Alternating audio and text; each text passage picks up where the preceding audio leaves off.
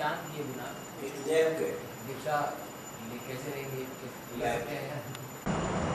ऐसा है कि सनातन धर्मियों के यहाँ कुल देवी कुल देवता तो होते ही थे। तो पहली पहचान तो यह होती थी कि हमारे प्रारब्ध के अनुसार मनुष्य शरीर मिला, सनातन धर्मी हुए, जिस कुल की जो परंपरा प्राप्त पंचदेवों में या उनके अवतारों में देवी देवता हैं, वो कुलदेव हैं या कुलदेवी हैं।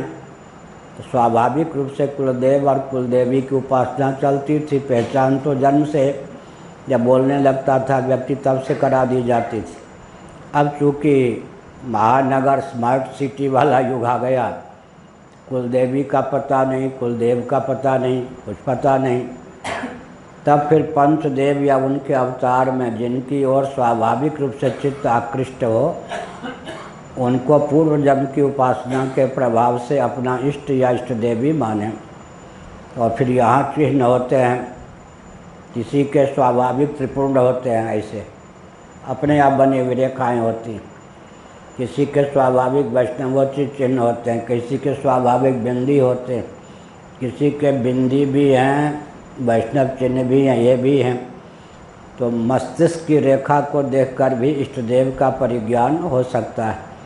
स्वाभाविक की प्रवृत्ति को देखकर भी इष्टदेव का ज्ञान हो सकता है।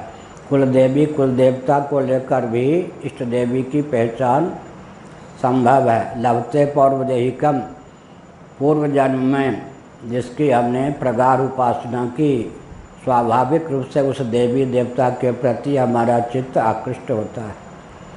जैसे सन 60 में रामलीला मैदान दिल्ली में सर्ववेद शाखा सम्मेलन में हमको पूज्य बड़े भाई ले गए। मंच के पर उनको आने के लिए परिचित पंडितों ने कहा, लेकिन वो नीचे बैठ के ही प्रवचन सुन रहे थे। हमको 2 महापुरुषों का दर्शन मंच पर हुआ।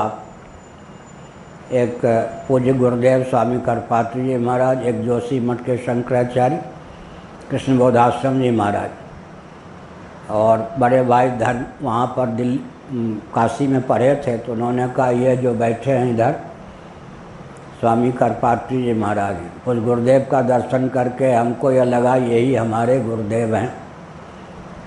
स्वाभाविक आकर्षण हुआ और कालांतर में उन्हीं से संन्यास, उन्हीं से विद्याध्ययन का योग भी सदा।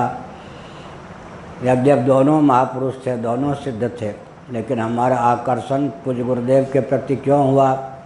पूर्व रूप से। इसी प्रकार इष्ट के प्रति भी स्वाभाविक रूप से आकर्षण होता है। पंचदेव या उनमें किसी के अवतार, श्री रामकृष्ण आदि विष्णु के अवतार हैं, हनुमान जी शिव के अवतार हैं।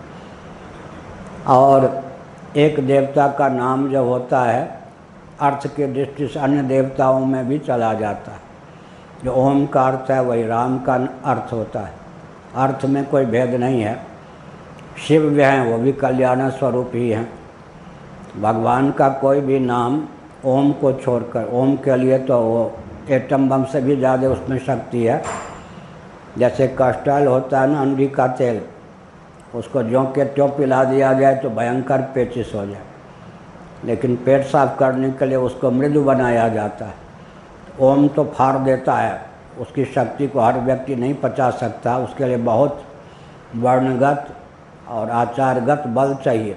तो राम कृष्ण शिव आदि ओम का ही मृद स्वरूप है। तो कोई भी भगवान का नाम लें तो आगे इष्ट की पहचान का मार्ग निकल आता है।